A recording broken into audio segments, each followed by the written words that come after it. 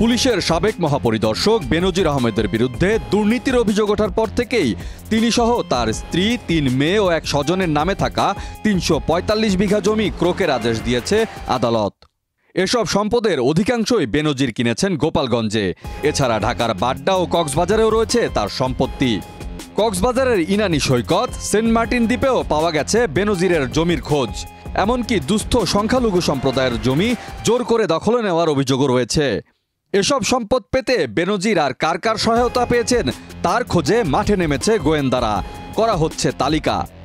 বেনজিরকে সহায়তাকারীদের মধ্যে পুলিশের লোকজনই বেশি। অতিরিক্ত আইজিপি, ডিআইজি, অতিরিক্ত ডিআইজি, পুলিশ সুপার, অতিরিক্ত পুলিশ সুপার, ইন্সপেক্টর ও সাব ইন্সপেক্টর পদের কর্মকর্তারা আছেন চট্টগ্রাম ও ময়মনসিংহ রেঞ্জের কয়েকটি জেলার পুলিশ সুপার। ভাওয়াল রিসোর্টে বেনজির আহমেদের পাশাপাশি কয়েকজন পুলিশ কর্মকর্তার শেয়ার আছে বলে গোয়েন্দাদের কাছে তথ্য আছে। তাদের মধ্যে একজন চট্টগ্রাম রেঞ্জের একটি জেলার পুলিশ সুপার হিসেবে কর্মরত আছেন। কয়েকজন পুলিশ কর্মকর্তা গোপালগঞ্জ, মাদারীপুর ও সাতক্ষীরায় জমি কিনতে বেনজিরকে সহায়তা করেছেন। একের পর এক অবৈধ সম্পদের খবর আসার মধ্যেই সপরিবারে দেশ ছেড়ে সিঙ্গাপুরে বেনজির। পুলিশের সাবেক আইজিপির দুর্নীতি প্রকাশ্যে আসায় অস্বস্তিতে পড়েছে সরকার। তবে ব্যক্তির দায় বাহিনী নেবে না বলে সাফ জানিয়ে দিয়েছেন স্বরাষ্ট্রমন্ত্রী। আওয়ামী লীগের সাধারণ সম্পাদক ওবায়দুল কাদের জানিয়েছেন, বিদেশে থাকলেও বেনজিরকে দেশের আইনি ব্যবস্থার মুখোমুখি হতে হবে।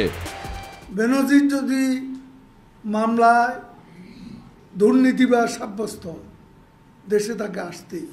এদিকে বেনজিরের ঘনিষ্ঠজন দেশ রূপান্তরকে বলেছেন, মিডিয়ায় যেভাবে দুর্নীতির অভিযোগ তোলা হচ্ছে তা সঠিক না। তিনি ন্যায় বিচার দাবি করেছেন। দুদকের তলবের জবাব দেবেন বেনজির। সশরীরে না আসতে পারলে আইনজীবীর মাধ্যমে তা করবেন। এই ক্ষেত্রে সময় চাইতে পারেন বেনজির আহমেদ। তিনি বর্তমান পরিস্থিতিতে খুবই বিব্রতকর অবস্থায় আছেন।